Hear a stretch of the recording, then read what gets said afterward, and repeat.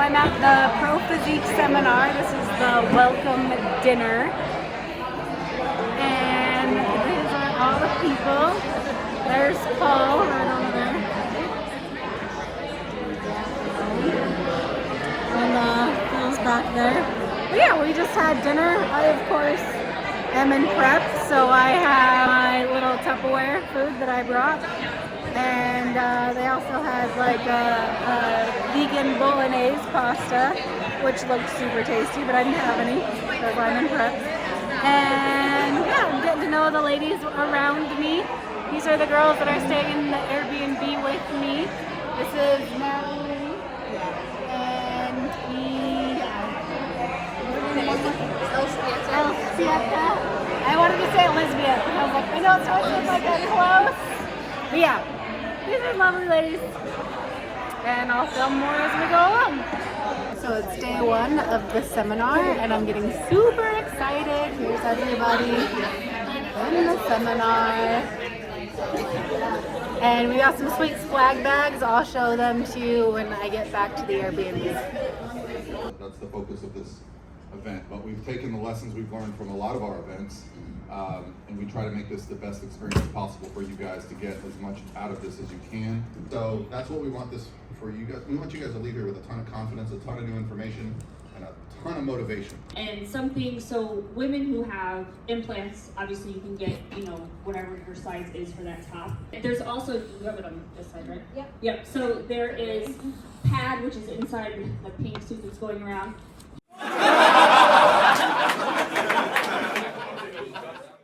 Our core values and the brand principles, which I'll go to next, are what keeps core in our world. And I figured I'd start off, I would tell you guys a little bit about myself. First and foremost, I'm a licensed esthetician.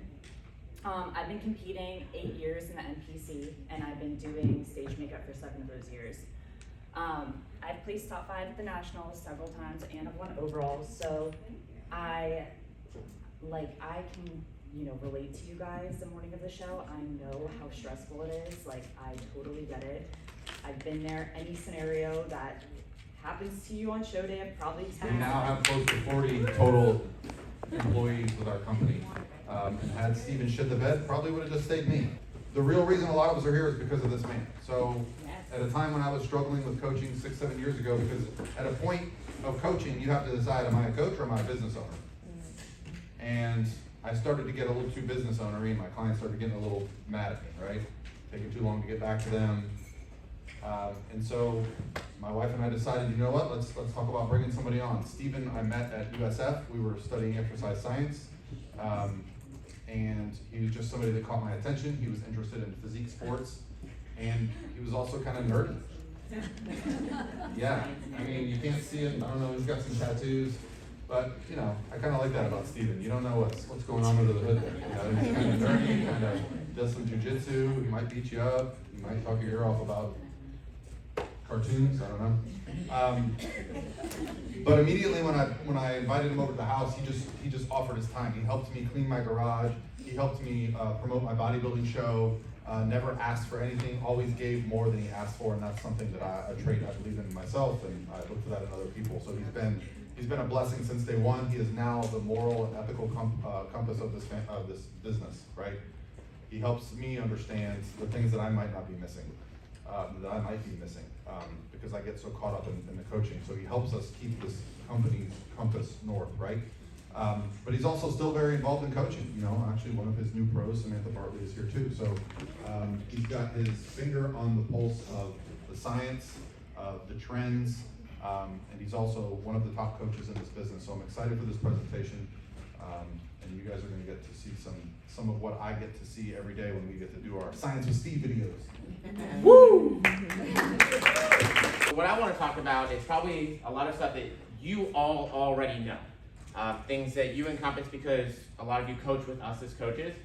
But when people say trust the process, I think that's bullshit.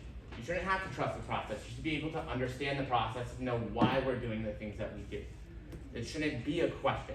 Trust, cool, neat. Understanding and why and getting it on a deeper level, okay, cool, now I'm actually a part of that process. It takes it to a deeper level. And I think the reason that why this matters is because, sorry Sam, you want to win. You want to look your best. You want to make progress. There's a lot of variance in that. There's a lot of differences that you have that I don't. Genetics, genders, leverages, all these things matter. And so when we understand that stuff, it helps us to deal with those on an individualized basis more so. We all want to improve our performance, but we also want to live long probably. And we want to have a high quality of life in those long runs. So when we talk about some of the negative consequences that we see, well, the big one here that I think most of us are familiar with show and staging is dehydration. So our first energy system is the ATP-CP system. That's adenosine triphosphate, creatine phosphate.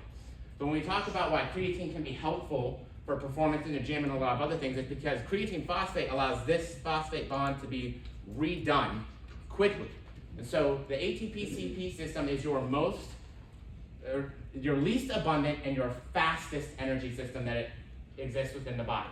So it's going to have the least amount of energy. You're only producing 1 ATP here each time, and it's going to be the fastest, right? So that's why it helps with performance in the gym. And of course, creatine stored with water within the muscle cell, which helps our muscularity. Lytic and carbs. Third is going to be oxidative and fat through your Krebs cycle. So this is a big thing that's showing glucose and carb metabolism up here, and we're not putting all our intermediaries and stuff in there because that gets really complicated. And then your oxidative or Krebs cycle fat metabolism down here, okay? So when we talk about why carbs are important, well, if we don't understand this at a deeper level, we'll say, well, they're not important because they're not a necessity for life. They're not essential, right? We can go into ketosis and we can live life without carbs. They're beneficial, and we'll talk about that for a couple reasons. So when we get here to glucose and glycolysis, to be good enough or to be lean enough in prep, because you have to burn more fat, right? So we're going to talk a little bit more about carbohydrates' role in net protein balance. But when we talk about net protein balance, we're talking about a 2-compartment model, which means how much muscle you build during the day and how much muscle you break down during the day. If you're in a positive net protein muscle balance, guess what? You're building muscle, you're adding lean tissue. Negative, gone. Our goal typically is to maintain that during a dieting phase, right? We talked about pyruvate and why that's important. So we want to make sure that we have good pyruvate storage so we can maximize fat metabolism based on oxygen intake. And then of course, the one that we didn't talk about yet, their role in muscularity via glycogen. So glycogen is actually stored about 2 to 3 pieces into glucose metabolism. And so what happens is it gets to a little intermediary. There's a ton of intermediaries and enzymes that go in here. It goes out to the muscle. Glycogen is stored in the muscle. So if you have muscle glycogen, it does not leave your muscle. We have carbohydrates, we have full glycogen, we have pyruvate on demand. So I had a client that talked to me about this. Up and down. Right. So, deep breath. I know it's only going to get worse. So we talk about why carbs are bad, and we talk about insulin and how we demonize that. So if we're looking at the actuality of this, so consistently high insulin is an issue, and that's where we see metabolic disorders like diabetes too, things like that. Having normal insulin response is a good thing. We want normal insulin response. When you eat carbohydrates, when your blood sugar goes up, insulin is a good thing. Really cool study that actually looked at the insulin response on different types of foods. And so here's beef right here with a higher insulin response than processed white pasta. Wow. Right? So a lot of our traditional thinkings and ideas might even not necessarily be realistic here. I'm not. The devil. Exactly. Exactly. Insulin's the devil. Bob Boucher. But insulin just gets mad because it got all of them teeth, but no toothbrush. So if insulin is the problem, but carbs are the only cause of insulin, why are we not demonizing beef? Why are we not demonizing some of these other food sources that might have higher insulinogenic responses? It doesn't make sense. So, all right, I'll let that horse be. Just kidding. This is where we're talking about the difference in terms of why carbohydrates are important and the second half of the net protein balance. how that affects these things. But at the end of the day, it's affecting these things. So even though I know a lot of people hate this calories in, calories out idea, this is your end all be all. There are studies that Paul and I talked about on a video not too long ago, and here is one of the really big graphs from that. So HIIT versus steady state is definitely going to have a couple of different connotations with it. Most people are like, oh, well, HIIT burns more calories after exercise. Well, less true than we used to think it was. Yes, you still have that excess post-oxygen consumption, but there's definitely other things that I think are more important to talk about here. Water pills, dehydration strategies, those kinds of things. Lifting heavy in prep, suffering, and more is always better. Looks pretty dry to me, right? So, and I'm sure, again, most of you understand this difference, that dry does not mean dry. Like, I'm just a little fatter now. That changes. That's actually a new study too. That's really like recent. Most studies in terms of how we see water physiologically in the body are old studies. They're from the, and this is the one quote I wanted to make, to just read word for word. And again, you can see it's very old. Because of the internal environment of the body is a largely fluid medium, the preservation of volume and composition of body fluids is absolutely vital to circulatory status and the extraordinarily complicated functions of the human body. That's a dude that spends his entire life talking about and learning about the human body. And this dude is saying, yo, that shit's hard. It's not simple. So when we dehydrate, if we lose body water, well, where was most of our body water to lose in the first place? Well, it's in here.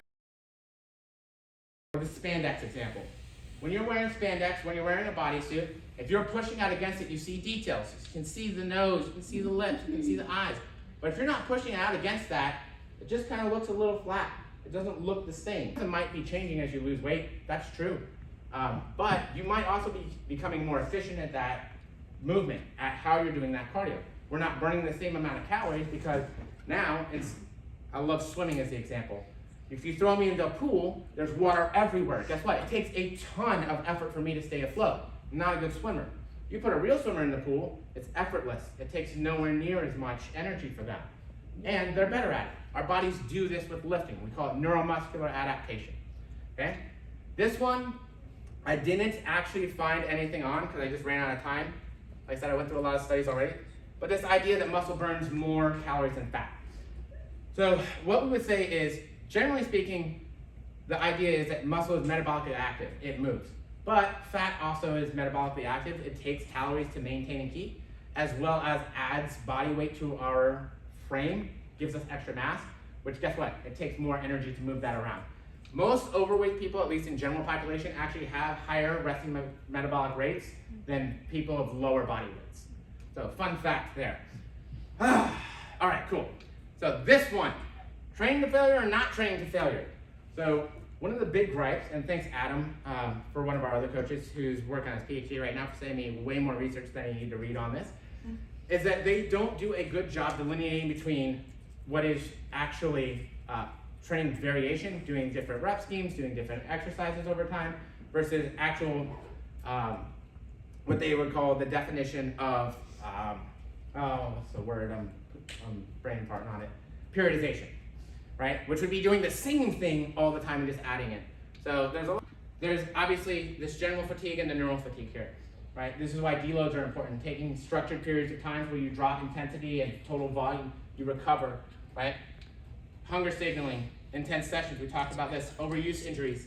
So not only things like tennis elbow. Now, remember, we have to go back to keeping in mind that that percentage of our 1RM, that relative strength portion matters as a piece of that, but saying, hey, we want to do more volume over time, that's how we grow.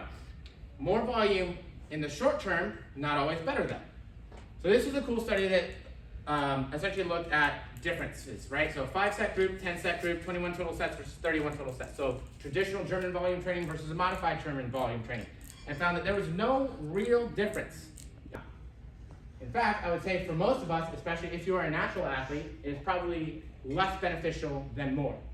If you're going to train to failure, you should do so wisely and intentfully. There should be a time and a place to do so.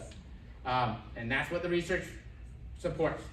Sleep, there's a lot of things that happen during sleep. Growth hormone, cortisol help, everything else. So just in general, we know that people who sleep worse, so poor sleep quality, they get less weight loss on low-calorie diets. So it just goes more into detail about like cortisol is huge. How we perceive stress, how we deal with stress, right? Is exercise a stress? Hell yeah, exercise is a stress. There is no, where is it? Somewhere, yeah, right there. There is no difference physiologically in your body, right? When you get cut off and you're driving, your hands clench. You get tightened, right? You get tight in the trap, jaw clenches. I just looked at your car, on the windshield is a citation. Sure. And that's it. That's A all. little hamstring, little stretch. Okay. I am really passionate about the off season and having a productive improvement season, because for every division, no matter who you are and what division you're in and how long you've been training, you need an off season. So most people still have to either build or reshape or do something to improve, even if that's just improving your health. Most people don't train hard enough. And people who are like wanting to get into the sport and they keep being told that I'm too small, I don't have enough muscle, it's because you're not training hard enough. See, when we train in the gym, we're creating little micro tears in our muscle. So those tears need to come back together, they need to repair, and they won't repair if you just keep murdering yourself in the gym. You have to give yourself time to repair, and part of that is time off, part of that is getting good sleep, part of that is just being healthy internally. Not everyone is like this, but I don't like changing programming very often. I don't do it unless I see a lot of evidence that it's necessary. If you've been going through a program for 8 weeks, you have not mastered those exercises as well. So everyone's a little different, and the differences between the programs maybe not as big as you think they are, but they definitely do have their differences. It all has to happen from like your individual self, like what is going to be best for you, because not everyone has really amazing quads. And so like the girl that has really good quads for figure, for example, she doesn't have to work them as much, right? Like I see a lot of nodding heads. Reverse dieting is fucking hard and there's no way around it, but if you stick to your reverse as best as humanly possible, with very little error in the first like 6 to 8 weeks, it'll make your entire rest of your off season so much easier. With nutrition, with clients who are competitors, is call it, instead of choosing camp meal plan or camp macros, choosing structured flexibility. Most people who are successful in bodybuilding, in the macro, like in the tracking thing where you're choosing your own foods, they have a meal plan. Like how many of you guys kind of write your own meal plan, so to speak, if you're given macros from your coach? Yeah, most of us. Because if you just wake up every day, have no idea what you're eating, have no food prep, have nothing but just like random ingredients in your house, or not even at all, like you're just winging it. The things that I always recommend to people are a multivitamin, an omega, like an essential fatty acid. Generally, I'm always recommending creatine for all athletes, and then everything else is kind of extra. As a bodybuilder, competitive, non-competitive, like in season, off season, it needs to be something you really love to do. And no, like not everyone first-time competitor is going to love every part of the lifestyle. Like not all of us love to eat chicken and rice every single day, if that's what we choose to eat. But sometimes you just do it because it helps you. And I always tell clients, like, when you make decisions on like what to eat, how to do this exercise, or how, to train or not to train, or to train harder and go for that last rep or not. Like think about, is this helping me or is this hurting me? Is it bringing me closer to my goals or farther away? What she does seems effortless. I promise you, she puts more effort into the effortless things than anyone in this sport does. She is a professional in every sense of the word, even before she became a professional. She is a Bikini Olympia champion, even though she hasn't won yet. I'm telling you that, she was meant for this sport. So welcome. Luckily, we are almost at the end, so if you're getting a little sleepy tired, we're gonna get up soon. But I'm gonna just briefly go over posing, because obviously we kind of touched on a lot of the things that go into getting you ready for the stage, but how many of you guys have competed before? Typical posing is not that when you see your favorite competitors on stage, that they just look like that at all times, 24/7. We are essentially professionals at hiding our flaws and show. So there is a front pose, there is a back pose, but there are in-between poses that we cannot forget about, and they are still very important and we can't neglect them. We have our transition poses, 1 and 2. There's different styles in which we can execute those poses, which we can do a little bit more in depth when we do more hands-on stuff at the gym. The difference in the shape it makes, obviously my conditioning is a little bit different, but you can also just see the posture and angles. Your first transition, anytime you're in a transition pose, if you worked with me, you know exactly what I'm about to say, and it's on the screen, but your feet should be in the capital letter T. This is before, this is after, but you can see the feet in that nice T shape. Hips should be at that 45-degree angle. So just like we don't want to be square to the front when we're in that front pose or transition, you don't want to be in this pose with your hips square to the back. They should be at kind of 45 degrees. And you can think of your upper body being at a little less than 90. So it should kind of face that wall. That way you can still kind of be at that angle. If your shoulders too far to the back, you can see how much it changes the shape. That was the easiest fix. You can see though how much smaller her upper body looks. And you know, she might do that on stage and get feedback from the judges saying, hey, I think you just need more upper body, when really she just needed to stand up more. A lot over the last week, and I'm excited to post with you again, which is great, but then she didn't want to wear her heels because they were uncomfortable, and she wasn't practicing with intent. So we're just going to go over a couple of things really quickly. One, make sure you order your heels. Judges, your pace, your body language, your facial expressions. I see a lot of times, sometimes girls are like, you can tell they're either very nervous or scared or both, and they forget to smile, they're running to the box, they're like this, and then they're rotating like really fast. So Ben was saying if you do more hammer curl, it'll focus more on your bicep and your forearm, but if you bring it out and supinate it like a 45 degree, it will grow more of your shoulder Keeping those elbows in one spot is good too, right? Because whenever we're trying to do a tricep extension, whenever that's in our programming, it's because we're trying to get more engagement in that long head of the tricep. We're not trying to get more of the medial, we're not trying to get more of the exterior head, we're wanting to get more of that long head. This is where the meat is in our triceps. So, one of the best ways to do this is standing.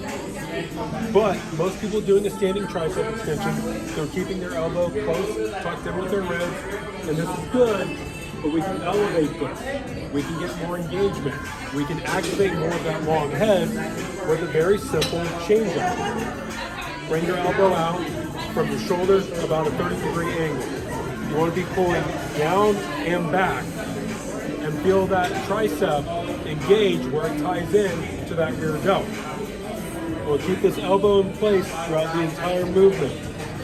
We do not let this elbow drift forward. We don't let it come back too far to where now the lat's starting to take over. We want to keep this here and keep this wrist nice and neutral. We don't want to let it drift in. We don't want to let it be kicked out here because now we're not straightening the elbow. So from the very top, you should feel your bicep hugging your forearm, right? This movement starts with a nice friendly hug, okay? We want to make sure we're getting that full flexion, full extension. Keep this grip nice and neutral. That way we're not putting any pressure into the wrist. So, I've got my first volunteer, all right? Getting this good pump right here. So this is you should start feeling it here at the very end. You should feel that extra little pump here. It's going to help stand out more from that rear delt. Keep it nice and neutral. What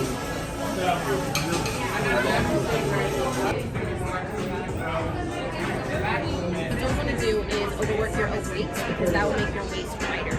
So we're going to do 4 different movements here. We're going to rotate. We should be able to get through it 2 times through all 4 exercises.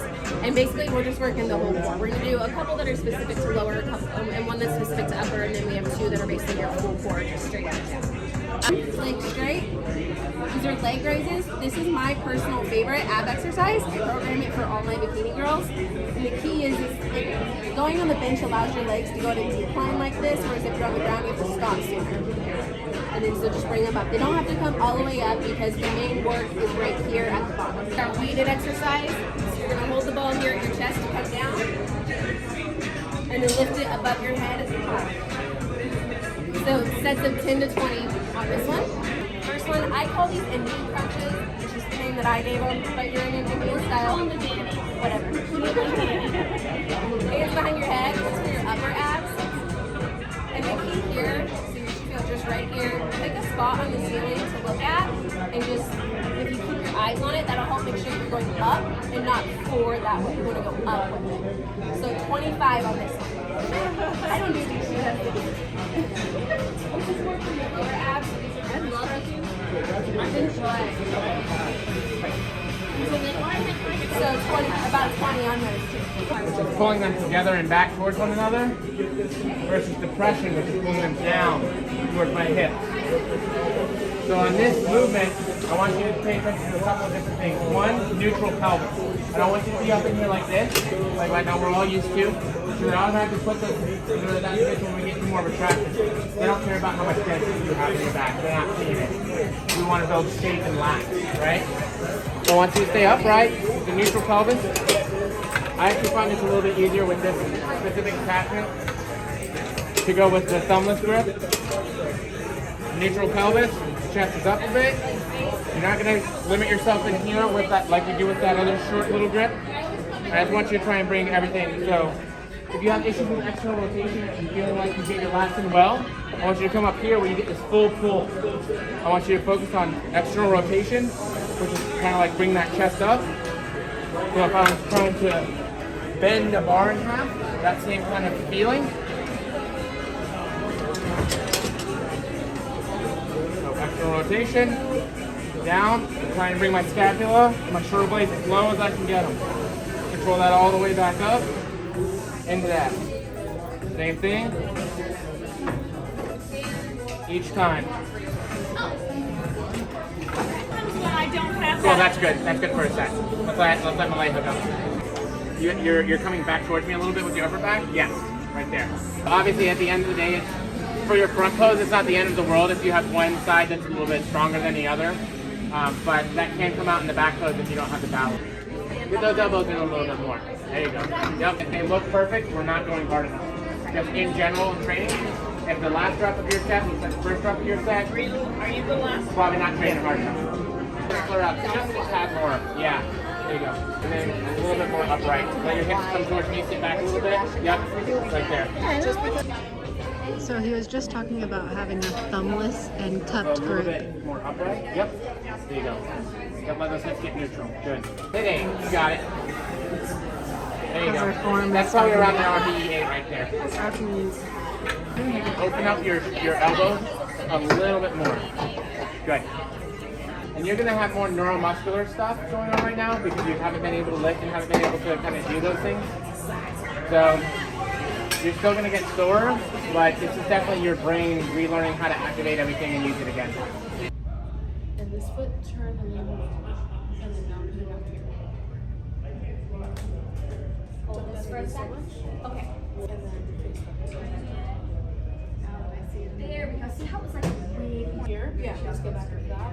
Instead of just dropping this down and stepping out, we're going to step this way. Yeah, 5 minutes, guys. And then back. No, I was going to say, yeah. And then relax. That's what I have. So, where do you live? This. There's going to be a lot of I know your back is like Yeah, I was going to say, make sure the hip angle is a priority. Are wider than where your feet are positioned. So yes. So like here, yes, that looks Much better than here. having it just kind And of then dangle. transition. Yeah. And then you can let it Hold it. Yes.